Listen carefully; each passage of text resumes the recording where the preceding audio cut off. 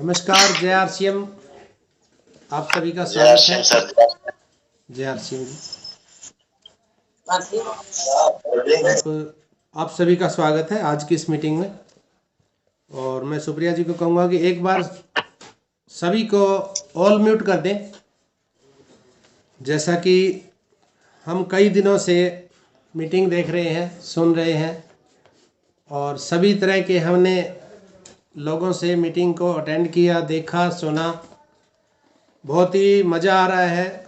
अलग अलग तरह की डिशेज खाते हैं रोज़ रोज़। पहले आलू खाते थे, अब पनीर भी मिल रहा है और दाल मखनी भी मिल रही है, सब कुछ मिल रहा है। तो आज हम ड्यूटीज़ के हिसाब से, आज मेरी ड्यूटी लगी है, तो आज मैं चाहूँगा कि हम शुरुआत करें इंट्रोडक्शन से। सबसे पहले मैं अपना इंट्रोडक्शन देना चाहूँगा। मेरा नाम है गणपत गिरधर, जींद हरियाणा से हूँ और इस बिज़नेस को मैं 6 साल से ज्वाइन किया था। 6 साल पहले कर रहा हूँ, 4 साल से लगभग, यानी 6 साल का मेरा इस बिज़नेस का एक्सपीरियंस है। और इससे पहले मैंने 18 साल तक इलेक्ट्रिक और इलेक्ट्रॉनिक्स का काम किया है। मैंने इलेक्ट्रॉनिक्स दुकान, इलेक्ट्रिक की दुकान थी मेरी, और लगभग 20 साल मैंने कपड़े का बिजनेस किया। यानी मैं जब से पैदा हुआ मैंने देखा कि मेरे परिवार वाले बिजनेस लाइन में ही थे, बिजनेस ही करते आ रहे थे। हम लोगों ने देखा कि बिजनेस कैसा होता है और बिजनेस में खून पसीना बहाना पड़ता है, दिन रात एक करना पड़ता है। अनेकों बार हमने सुना कि जितनी चद्दर है उतने पैर पसारिए। तो यही मन के अंदर बैठा हुआ था कि खून पसीना बहाने से ही पैसा आता है। और आरसीएम जब आया तो मैंने जल्दी से एक्सेप्ट नहीं किया, क्योंकि आरसीएम मेरे पास 2005 में आया था सबसे पहले। और जो व्यक्ति लेके आए थे आज वो इस सिस्टम से लगभग 12 लाख रुपए पर मंथ की इनकम ले रहे हैं। 12 लाख रुपए पर मंथ। ज्वाइन तो मैंने भी किया। उसने मुझे, उस समय हमारे आसपास में सेमिनार नहीं होते थे, हमारे आसपास कोई मीटिंग्स नहीं होती थी। उन्होंने मुझे दिल्ली ले जाके सेमिनार अटेंड कराया, अपनी गाड़ी में लेके गए, खर्चा भी किया, खाना भी खिलाया, घर भी छोड़ के गए। लेकिन मैंने शुरुआत तो की, लेकिन मैंने उसको किया नहीं, क्योंकि मुझे अच्छा नहीं लगता था। इस बिज़नेस को हम अच्छा नहीं मानते थे। हम ये जोड़ा जाड़ी का काम सही नहीं मानते थे। हम ये समझते थे कि ये खाली लोगों का काम है, बेकार लोगों का काम है। क्योंकि हमने देखा था कि बहुत से लोगों का नुकसान हुआ, बहुत सी कंपनियां भाग गई, बहुत सी कंपनियां फ्रॉड करके चली गई, बहुत से कंपनियों ने लोगों को लूटा। तो मेरे मन के अंदर एक छवि बनी हुई थी कि ये कंपनियां अच्छी नहीं होती हैं, इसलिए छवि बनी हुई थी मेरे मन में। हुआ कैसे, आरसीएम के बारे में मुझे बताया गया कि डायरेक्ट सेलिंग है, ये मनी सर्कुलेशन नहीं है। मनी सर्कुलेशन जो होता है वो पैसे को घुमाते हैं, यानी जहाँ पे आपका पैसा लगेगा वहाँ नुकसान हो सकता है, क्योंकि आपकी पूंजी लगी है, वहाँ नुकसान होगा। लेकिन आरसीएम क्या है, ये डायरेक्ट सेलिंग है, मनी सर्कुलेशन नहीं है, डायरेक्ट सेलिंग है। मुझे समझाया गया, बताया गया कि आप बाजार से सामान लेके आते हो खाने का, अगर दुकानदार भाग गया तो आपका क्या लेके जाएगा? सामान आपके घर है, कुछ नहीं जाएगा। मुझे यही बताया गया। दूसरी बात, अगर आप 1000-2000 का सामान भी लेते हो तो वो सामान बनाने के लिए लाखों रुपए की मशीनरी लगाई है उसने, मालिक ने, और वो लाखों रुपए लगा के आपके 1000-500 रुपए के लिए भाग नहीं जाएगा। तो इस प्रकार से मेरा विश्वास बना और भीलवाड़ा जाके मैंने फैक्ट्री को देखा। तब जाके थोड़ा सा समझ में आया कि आरसीएम क्या है, थोड़ा बहुत समझ में आया। और समझने के बाद मैंने देखा, मैंने ये समझा कि इस कंपनी में नुकसान नहीं हो सकता। सबसे बड़ी बात तो जाने को कुछ नहीं है, डर क्या था कि कहीं नुकसान ना हो जाए। अब मन में ये तो क्लियर हो गया कि डायरेक्ट सेलिंग में कभी नुकसान नहीं हो सकता है। डायरेक्ट सेलिंग में कोई पैसा नहीं लगता है और नुकसान नहीं हो सकता है। लेकिन अगर कामयाब हो गए तो आपकी ज़िंदगी बदल सकती है। मेरी 7 पीढ़ियों की ज़िंदगी बदल सकती है। मुझे रॉयल्टी जैसी इनकम आ सकती है। बस यही समझ में आया था और फिर मैंने इसको 6 महीने साल सीखा, दिल लगा के सीखा मैंने। मेरे आसपास जितनी भी मीटिंग होती थी, दिल्ली तक की मीटिंग करने के लिए मैं गया, भीलवाड़ा भी गया मैं अनेकों बार मैंने बार ट्रेनिंग ली। जैसा कि 15-20 दिन की ट्रेनिंग होती थी पहले, उस 15 दिन की ट्रेनिंग को मैंने 3-4 बार रिपीट किया और उसके पैसे भी लगते थे। तो इस प्रकार से कई मीटिंग्स मैंने अटेंड की, हज़ारों रुपए की मीटिंग को भी मैंने अटेंड किया, क्योंकि मुझे सीखना था। क्योंकि जब मैं इस डायरेक्ट सेलिंग में आया तो मेरे पास जो फ़ोन की मैं बात करूं तो बटन वाला फ़ोन होता था। फ़ोन हमारे घर में था टच वाला, लेकिन मैं नहीं चलाता था, मुझे डर लगता था कि कुछ गलत ना दब जाए। तो आज मैं बहुत कुछ सीख चुका हूँ। देखो, पूर्णता किसी में नहीं आती है। ये बिजनेस हो या कोई भी बिजनेस हो, कोई ये नहीं कह सकता कि मैं पूर्ण हो गया हूँ। पूर्णता तो परमात्मा में होती है, इंसान कभी पूर्ण नहीं होता है। लेकिन कुछ हद तक बहुत कुछ सीख चुके हैं हम, डायरेक्ट सेलिंग के बारे में, फ़ोन चलाने के बारे में, टेक्नोलॉजी के बारे में, व्यापार के बारे में। सेल तो मुझे पहले भी बहुत करनी आती थी और सेल मैं अब इतनी नहीं करता हूँ। अब मैं लोगों को सेल करना सिखाता हूँ। सेल तो मुझे पहले भी आती थी, क्योंकि हमारा तो बचपन में ही सेल का काम होता था, बचपन में ही व्यापार था, बचपन में ही कपड़े का भी जब काम किया तो हमने देखा, दुकानदारी भी देखी हमने, अपने पिताजी को मेहनत करते हुए देखा दिन रात मैंने। तो वो चीज़ें मेरे लिए कोई खास मायने नहीं रखती थी। जब मैं डायरेक्ट सेलिंग में आया तो मेरी अपलाइन ने मुझे कहा, मेरा बिजनेस 50-60 हज़ार का चला गया था अपने आप, ऑटोमेटिक नहीं गया, अपलाइन ने पहुंचाया था। जब चला गया तो अपलाइन ने कहना शुरू किया कि आप यहाँ से इनकम ले सकते हो।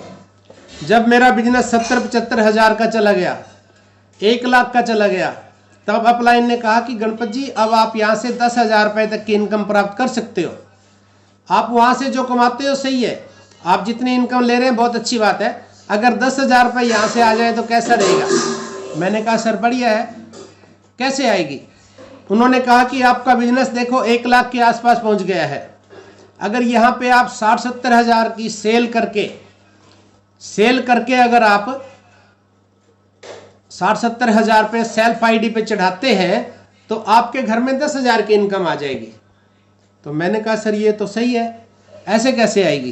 कहते ऐसे आप कोई भी प्रोडक्ट चुन लीजिए जो आप आसानी से सेल कर सकते हैं। तो मैंने देखा कि हेल्थ गार्ड बढ़िया है और चाय बढ़िया है। मेरा 2 चीज़ों पे बहुत ज़बरदस्त विश्वास था, क्योंकि मुझे गैस तेजाब बनती थी, एसिडिटी बनती थी, मेरा इनसे ठीक हो चुका था, तो मेरा विश्वास था। तो मैंने कपड़े के साथ साथ गाड़ी में हेल्थ गार्ड और चाय रखना शुरू किया। शुरू में मैं जैसे जिम्मेदारों के घर में बैठते हम दोपहर को, तो वो चाय के लिए कहते चाय बनाते, मैं कहता था चाय नहीं पीऊँगा जी मैं, नहीं चाय तो पीनी पड़ेगी। 1-2 बार मैं मना करता, फिर मैं कहता अच्छा चलो बना लो, ऐसे करना, चाय की पत्ती ये मेरे वाली डाल लेना आप, मुझे तेजाब बनता है, मैं बाजार की नहीं पी सकता। अब मैं कपड़े के साथ साथ चाय के लिए जब पूछते मेरे को, तो मैं अपना पैकेट चाय का खोल के उनको चाय देता और मैं कहता था कि थोड़ा उबालनी ज़्यादा पड़ेगी, क्योंकि इसके अंदर केमिकल नहीं है। बाजार वाली में केमिकल होता है, इसमें केमिकल नहीं है, आप थोड़ी सी ज़्यादा उबालना, इसको बढ़िया बनेगी। तो इस प्रकार से वो भी चाय पीते और मैं भी पीता। तो वो कहते भाई चाय तो बहुत बढ़िया है, ये तेजाब नहीं बनेगी। मैं कहता चाहे 10 बार पी लेना, नहीं बनेगी। तो वो कहते मेरे को भी दे जाओ। पहली बार आधा किलो का पैकेट देता मैं उनको, फिर वो हर बार 2 किलो 3 किलो महीने की इकट्ठी ले लेते थे। और इस प्रकार से फिर मैंने हेल्थ गार्ड के बारे में जिम्मेदारों को बताना शुरू किया। तो ज़बरदस्ती शुरू में तो लेते नहीं थे, वो कहते थे कि हम रिफाइंड नहीं खाते। मैं उनको बताया कि रिफाइंड नहीं है, ये देसी घी का बाप है, इसमें जमने वाली जो चीज़ें वो हटा दी गई हैं। वैसे तो घी का बाप है, ये घी ही है। हालांकि उस टाइम मुझे ये नहीं पता था कि क्या है, तेल है ये, लेकिन मैं ये कहता था बहुत अच्छा है ये, आप इसका हलवा बनाइए, चूरमा बनाइए, पराठे बनाइए, रोटी चौपड़ के खाइए, लगातार आप इसको यूज करिए 3 से 6 महीने, तो बहुत सी बीमारियां ठीक कर देता है। कब्ज गैस, एसिडिटी ठीक करता है, बीपी को ठीक करता है, शुगर को ठीक करता है। तो इस प्रकार से शुरू में मैं ज़बरदस्ती देता था, लेकिन 5 लीटर से कम मैंने कभी दिया नहीं। मैंने 1 लीटर किसी को भी नहीं दिया आज तक। तो मैं 5 लीटर देता शुरू में जिम्मेदारों को ज़बरदस्ती। वो अब 5 लीटर लिया तो खाएंगे ही खाएंगे वो। तो धीरे धीरे उन्होंने गुलगुले मालपुड़े बनाने शुरू किए और उनको मज़ा आया। अब वही जिम्मेदार 15 लीटर का कैन लेते थे, 5 लीटर नहीं 15 लीटर। तो शुरू में मैंने 50,000, 75,000, 1-1 लाख तक की सेल्फ आईडी पे मैं सेल चढ़ाता था। और मुझे मेरे अपलाइन कहते थे कि गणपत जी सेल के धुरंधर है। इस प्रकार से मेरी 10,000, 15,000 इनकम स्टार्ट हुई। मेरा पहला चेक आया था 5,000 रुपये, 5,000 प्लस का आया था पहला चेक मेरा। और मेरी अब इनकम 10,000, 15,000 तक पहुंच गई। फिर जिम्मेदारों में मेरा काम होता था गांव का। तो मेरी अपलाइन ने एक बार मुझे ट्रेनिंग दिलाई, हरित संजीवनी की ट्रेनिंग हो रही थी। मुझे हरित संजीवनी की ट्रेनिंग में लेके जाया गया। मैंने उस ट्रेनिंग को रिकॉर्ड किया और साथ में डायरी में नोट्स बनाए और घर आके मैंने उसको सुना, मैंने उसको देखा और मैंने सोचा ये तो मैं कर सकता हूँ, क्योंकि मेरे तो जिम्मेदार सभी जान पहचान के हैं। सभी गांव, काफ़ी गांव मेरे अंडर में थे। हम कपड़े का काम करते थे, बहुत से गांव मेरे अंडर में थे, जिम्मेदार मेरे जानकार थे। मैंने जानकारी हासिल की और 2-3 बार अपलाइन को साथ लेके गया मैं। हरित संजीवनी की हमने जानकारी दी किसानों को।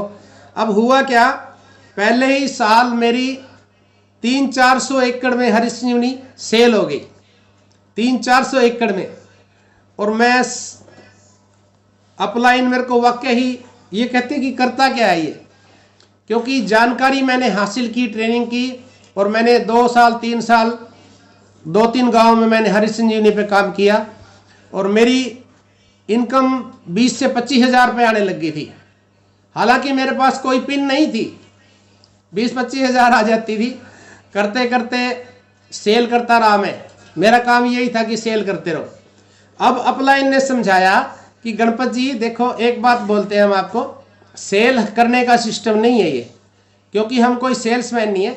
सेल्स आपको इसलिए सिखाई गई थी कि जो व्यक्ति सेल करना जानता है वो जिंदगी में कभी नुकसान नहीं उठा सकता है। अब आपको सेल आ गई है, अगर आप चाहते हैं रॉयल्टी जैसी इनकम तो फिर आपको नेटवर्क बनाना चाहिए। तो उस समय मेरे बात समझ में आई। फिर मैंने कहा क्या करना है। उन्होंने कहा कि ये प्लान है, इसको रट्टा मार लीजिए। 5-7 मिनट का प्लान था, उसको मैंने रट्टा मार लिया, अपलाइन को साथ लेके जाता रहा। करते करते करते मेरी रॉयल्टी आ गई। रॉयल्टी आई, लेकिन आसानी से नहीं आई, क्योंकि बहुत सी कई बार मैंने देखा कि गाड़ी में पेट्रोल खर्च होता था और खाली आ जाता था मैं। जब मैं नेटवर्किंग के लिए जाता तो सामान भी होता था मेरे पास, मैं दुकानदारों को बताता, मैं ग्राहक को बताता, मैं जिम्मेदारों को बताता, नए लोगों को बताता। तो वहाँ पे क्या हुआ, नए गांव होने की वजह से मैं कई बार खाली भी आया, लेकिन मुझे चिंता कभी नहीं रही थी, क्योंकि जब मेरा कपड़े का कारोबार था उस समय भी मैं खाली आ जाता था। लेकिन मुझे परमात्मा पे विश्वास था कि आज नहीं तो कल देगा, देना तो परमात्मा नहीं है। लेकिन अनेकों बार मैं खाली आया। लेकिन आरसीएम में तो यही बताया गया था कि 8 लोग ना करेंगे, आपको ना अगर आए तो आप ये समझिए 9 का मतलब क्या है, नेक्स्ट अपॉर्चुनिटी। तो आपने घबराना नहीं है। अनेकों बार मैं खाली आया, 200-400 रुपये तेल पानी में खर्च हुए, लेकिन कोई बात नहीं। करते करते हमने रॉयल्टी जैसी पिन को अचीव किया। लेकिन एक चीज़ को मैंने नोट किया, रॉयल्टी जब मेरी आई ना, मेरा मान सम्मान हुआ खूब ज़बरदस्त। मुझे कंधों पे उठाया गया, मुझे फूल माला से लाद के स्टेज पे लेके गए। ये कृष्ण जी, सोनू जी, ये सभी, वर्मा जी भी, दूसरी रॉयल्टी पे तो वर्मा जी भी साथ थे, और इन्होंने मुझे कंधे पे उठाया हुआ है, फूल माला से लाद रखा है। और मैं देख के एक बार तो बहुत आंखों में आंसू आने को हो गए, भाई ये हुआ क्या। इतना मान सम्मान तो मैंने बहुत सा सेल किया है, क्योंकि जब कपड़े का काम था तो हम महीने में लाखों रुपए की सेल कर देते थे। मैंने कहा उन्होंने भी सम्मान नहीं दिया, यहाँ थोड़ी सी सेल के ऊपर मान सम्मान मिल रहा है। तो रॉयल्टी आई, मुझे बहुत मज़ा आया। लेकिन एक चीज़ मैंने और नोट की, रॉयल्टी आने के बाद मेरा बिजनेस गिरने लग गया। गिरने लगा, गिरते गिरते गिरते बहुत सा डाउन हो गया।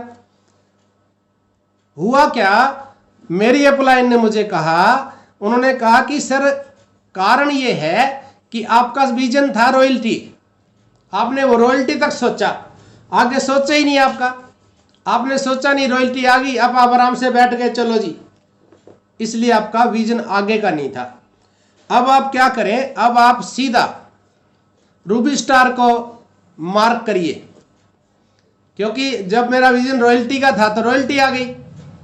शुरू में 5,000 आए, 10,000 आए, तो मुझे ये लगता था वैसे ही आगे।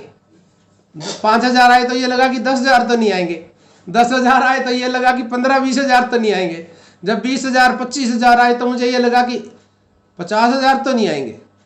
जब शुरुआत की तो मेरे पास एक भी आदमी नहीं था, मेरी लिस्ट में एक भी आदमी नहीं था, और मैं ये सोचता था कि मैं किसको बताऊं, क्योंकि मेरी एक आदत थी, काम पे गया, घर, काम से सीधा घर, मार्केट में गया, मार्केट से सीधा घर, मेरी किसी के साथ दोस्ती नहीं थी, किसी के साथ लिंक नहीं थे।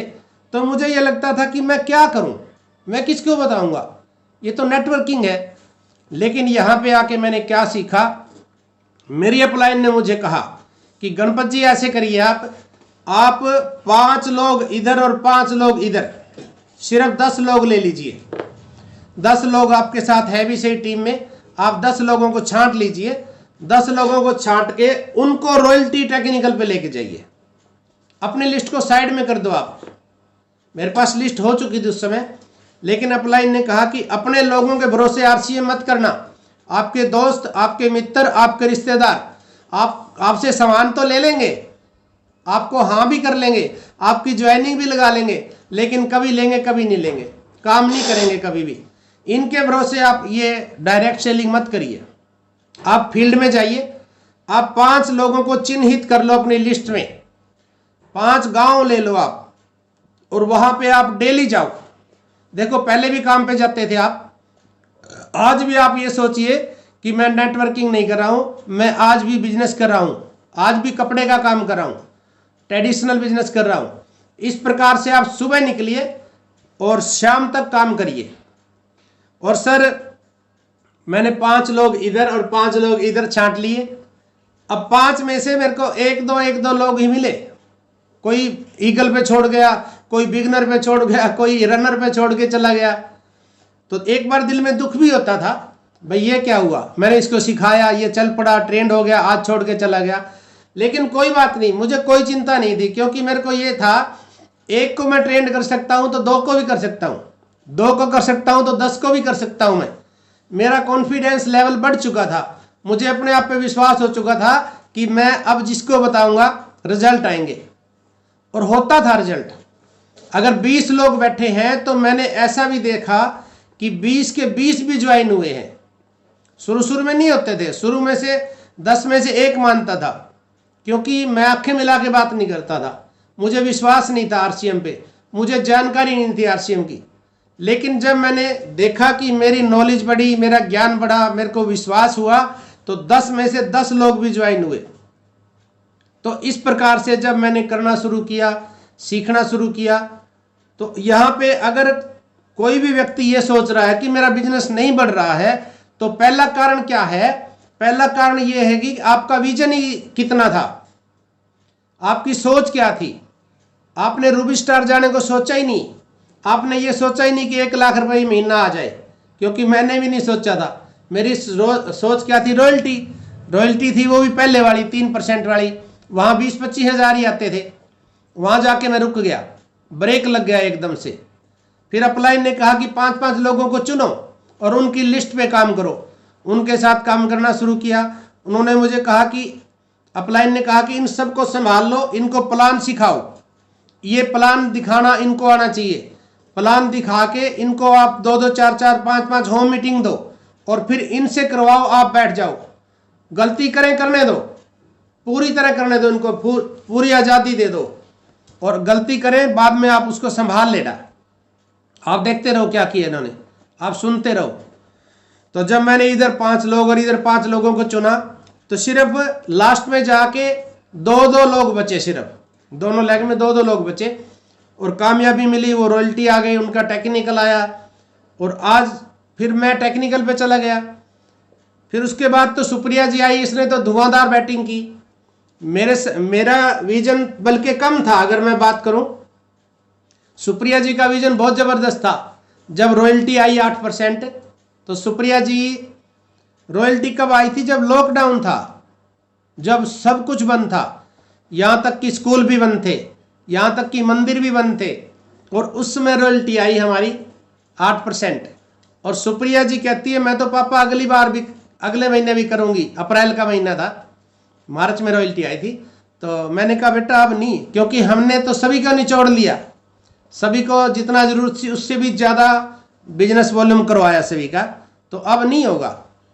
सुप्रिया अड़ गई, कहती है नहीं मैं तो करूँगी। कई बार समझाया बताया मैंने, लेकिन कहती है मैं तो करूँगी पापा। और एक चीज़ और, सुप्रिया जी को पैर में पता नहीं मोच आई थी कि कुछ चोट लगी हुई थी, पैर पे पट्टी बंधी हुई है। पैर को एक कुर्सी पे बैठ के एक पैर बेड पे रखा हुआ था, यानी कि सीधा भी नहीं करना था, शायद मांस फटा था, क्या हुआ था। और कहती है मैं करूँगी। मैंने कहा चल तू कर ले जा, नहीं मानती तो। और सुप्रिया जी ने जोर लगाया सर। और लॉकडाउन में जहाँ पे पीयूसी बंद, मंदिर बंद, दुकान बंद, सब कुछ बंद, बाजार बंद, पुलिस पिटाइयाँ कर रही है बाहर निकलने वालों को, और मैं कहता था दे कर लो, अब ले ले रॉयल्टी। लेकिन सुप्रिया ने कमाल किया और लगातार 3 महीने 8% रॉयल्टी मेंटेन करके चौथे महीने पर्ल की पिन पे लेके आई। कमाल तो तब हुआ ना। हालांकि अपलाइन ने भी कहा कि आपने गलत समय चुना है। मैंने कहा सर मैंने तो सुप्रिया जी को कहा था, सुप्रिया जी मान ही नहीं रहे। मैंने कहा था कि गलत समय है, तो सुप्रिया जी ने फेल करके रख दिया सारे सिस्टम को, सारी अपलाइन को। जो अपलाइन ये कहते थे ना कि नहीं होगा, तो सुप्रिया जी ने उस सारे सिस्टम को फेल कर दिया और वो करके दिखा दिया। फिर बाद में वही अपलाइन कहते कि हाँ भाई हमें लगता था सुप्रिया जी तो करके ही मानेंगे, और वो एक इतिहास रचा। रॉयल्टी लगातार मेंटेन करके पर्ल टेक्निकल जैसी पिन पे जाके, और बहुत बड़ा बिजनेस हुआ और आज आपके सामने है। लेकिन मेन बात क्या है, जब तक मैंने अपने ऊपर काम नहीं किया, खुद को सिखाया नहीं, तब तक कामयाबी नहीं मिली है। मैं आपको एक बात और बताना चाहता हूँ, अपलाइन मेरे साथ, अपलाइन ने बहुत मदद की। जब जब मैं कहता था आती थी, कभी मना नहीं किया किसी ने भी। लेकिन जब तक अपलाइन को लेके गया मैं, मेरा बिजनेस नहीं बढ़ा, अपलाइन का बिजनेस बढ़ा। तो कोई मन को चोट लगती है, मैं इसको सीरियस नहीं लेके चल रहा था। मेरी डाउनलाइन मेरे से पहले रॉयल्टी पे चली गई थी, तो वहां मेरे मन में एक चोट लगी। जब वो कहते थे ना कि मेरे से पहले हम हर महीने जैसा कि मीटिंग करते थे, वीकली मीटिंग, मंथली मीटिंग, उसमें वो बोलते थे और मैं नहीं बोलता होता था। उस समय मेरे मन में चोट लगी कि मैं करके दिखाऊंगा, और वहाँ ठान लिया तो सब कुछ हुआ। तो जब तक इस बिजनेस को हम अपना नहीं मानते हैं, तो कामयाबी कोसों दूर रहती है। दूसरी बात, एक चीज़ और मैंने देखी कि फील्ड में उतरना पड़ता है। घर की मिट्टी रोटी तो दे सकती है, समृद्धि नहीं दे सकती है। इसलिए जो व्यक्ति, जो साथी, जो डिस्ट्रीब्यूटर ये सोच रहे हैं कि मेरा बिजनेस नहीं बढ़ रहा है, तो आज से एक चीज़ नोट कर लेना कि फील्ड में उतरना है।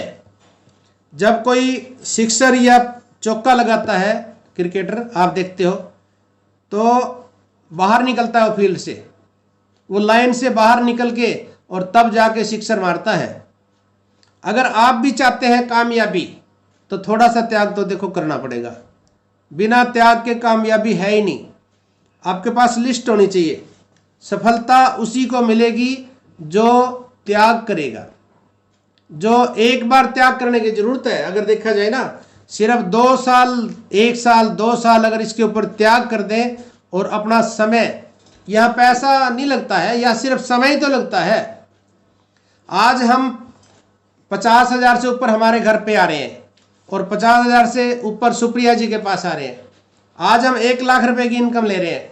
अगर मैं उस काम को चिपका रहता, कपड़े को चिपका रहता, या टीवी रेडियो की डेक की दुकान थी मेरी, उसको चिपका रहता, तो दाल रोटी तो वहाँ भी चल रही थी, भूखा नहीं मर रहा था मैं, लेकिन मेरी क्लास चेंज नहीं होती। आज मेरी क्लास चेंज हुई है। देखिए 3 क्लास होती है, गरीबी की क्लास, मीडियम क्लास, अमीरी की क्लास। मैं गरीब थे, हम ताजा ही कमाने वाले थे। 2 दिन काम ना करो, 4 दिन काम ना करो तो चिंता हो जाती थी कि क्या खाएंगे। हम करोड़पति नहीं थे, हम मेहनत मजदूरी करते थे, चिंताएं थी, परेशानी थी। आज कोई चिंता नहीं है सर।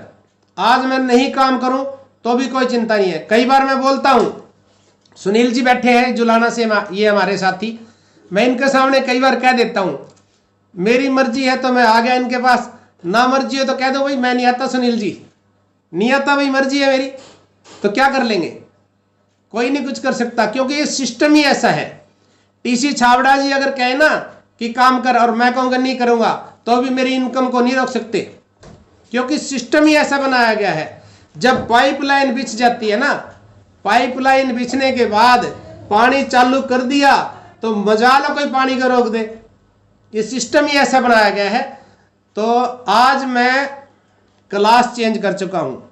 आज मैं मीडियम क्लास में आया हूं, अभी अमीरी में नहीं आया। मैं गरीबी से निकल के और मीडियम क्लास में आ चुका हूं, और बहुत जल्दी ऐसा समय भी आएगा अमीरी में भी आ जाएंगे हम, क्योंकि हम चले हैं। ये हम सुनते थे ना कि ये ट्रेन है, ये गरीबपुर से अमीरपुर जाने वाली ट्रेन है, हम सुनते थे पहले, लेकिन बीच में स्टेशन है होशियारपुर, रायचंदवाड़ा। जब आप चलते हैं तो रास्ते में बहुत से लोग आते हैं होशियार करने के लिए। मेरे पास शुरू में मेरा भाई आया है, मेरा छोटा भाई मेरे पास आया, कहता है गणपत उसको जानते हो, वो बरवाला से था ना जो एमएलए कैंडिडेट उठा था, उसको जानते हो? मैं कहा हाँ। कहते हैं वो ना सब्जी मंडी में सब्जी बेचता है। मैं कहा क्यों? कहता है इन कंपनियों ने उजाड़ दिया उसको, और आज तू भी उजड़ेगा, तू बच जा, मैं तेरे को बताने आया हूं। मेरा छोटा भाई कहता मेरे से, कहता वो है ना एमएलए था जो आज सब्जी बेच रहा है, उन कंपनियों ने उजाड़ दिया। मैंने कहा सर, मैंने कहा भाई साहब मैंने अच्छी तरह जांच की है, नुकसान वहां होता है जिसको मनी सर्कुलेशन कहते हैं। मैं डायरेक्ट सेलिंग में हूं, मेरा नुकसान नहीं होगा कभी भी। मैं नहीं डरा, क्योंकि मुझे विश्वास था। मैंने आरसीएम को ठोक बजा के देख लिया था, मैं फैक्ट्री देख के आया था। 10,500 करोड़ रुपए की फैक्ट्री थी, और ये 2-4 हजार रुपए के लिए मेरे को पता था नहीं भागेगी, और भागेगी तो मेरा नुकसान नहीं होगा, उसका होगा, क्योंकि 10,000 करोड़ रुपए की फैक्ट्री वाला भाग गया तो मेरा क्या जाएगा, उसका नुकसान है। कई लाख रुपए का स्टॉक कर रखा था, करोड़ों रुपए का स्टॉक है उसके पास, वो कैसे भाग जाएगा? मैंने कहा नहीं भागते, मैंने जांच कर ली अच्छी तरह। फिर शुरू में जब मैंने स्टार्ट किया, अपने रिश्तेदारों के पास गया मैं, मेरा साडू हुआ था, साडू और साली होते हैं ना, मैं गया उनके पास और जाके मैंने उनको प्लान बताया। 1 घंटा तक उनको प्लान बताता रहा मैं, ये मैंने सोचा अब तो डॉक्यूमेंट। मैं क्या जी कैसा लगा? मेरी साली पता क्या कहती है? कहती है एक बात बोलूं? मैं कहा हाँ जी। कहती है ये फालतू लोगों का काम है। सर 1 घंटा मैंने समझाया, 1 घंटा मैंने समझाया, और मेरा असर क्या हुआ? कहती है ये फालतू लोगों का काम है। मैं कहा जी ठीक है। उस दिन के बाद मैंने नहीं बताया उनको। फिर वो अपने आप आए, साल 6 महीने बाद, जब उन्होंने देखा कि गणपति की इनकम अच्छी आ रही है, गणपति के अंदर बदलाव आ गया है, गणपति के ड्रेस कोड में बदलाव आ गया है, गणपति के पास गाड़ी आ गई है, तो वो आए और उन्होंने ज्वाइन किया। सर आज वो ज्वाइन है, बोलिए। और जिस भाई ने मेरे को ये कहा था वो सब्जी बेच रहा है, वो भी ज्वाइन हो गया है, लेकिन काम नहीं कर रहे, वो सिर्फ खा रहे हैं। प्रशंसा करते हैं कि आपका हेल्थ कार्ड बहुत बढ़िया है, आपकी चाय बहुत बढ़िया है, आपका गामा ओरिजिनल बड़ा अच्छा है। वो कहते हैं ये बातें, लेकिन काम नहीं कर रहे हैं, आज भी खा रहे हैं। तो आप अपने मित्र प्यारे और रिश्तेदारों के भरोसे आरसीएम मत करना है तो थर्ड पार्टी यूज कीजिए।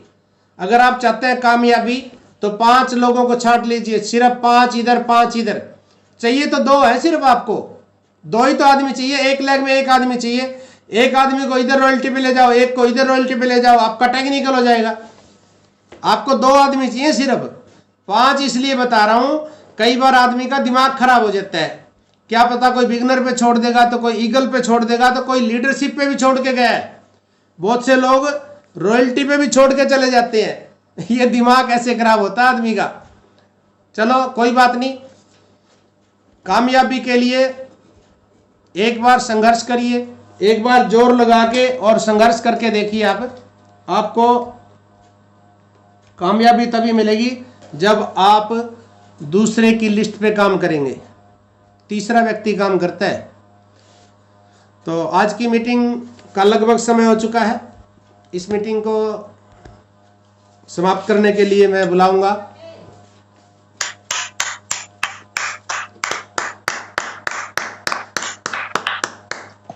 बहुत ही शानदार मीटिंग रही। अपना जो आपने एक्सपीरियंस शेयर किया, बहुत अच्छा एक्सपीरियंस रहा।